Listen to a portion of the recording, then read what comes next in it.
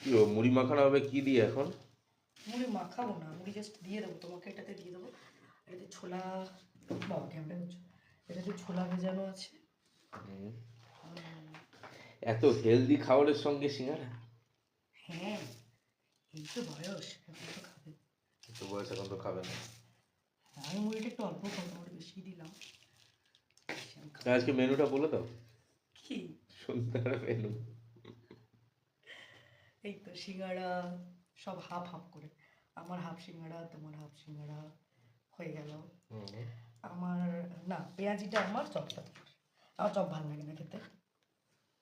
Chop তো আমারও ভালো লাগে না খেতে। বাবা তুমি তো বলো চপ আনতে। আমি তো বলি সিঙ্গারা আনতে।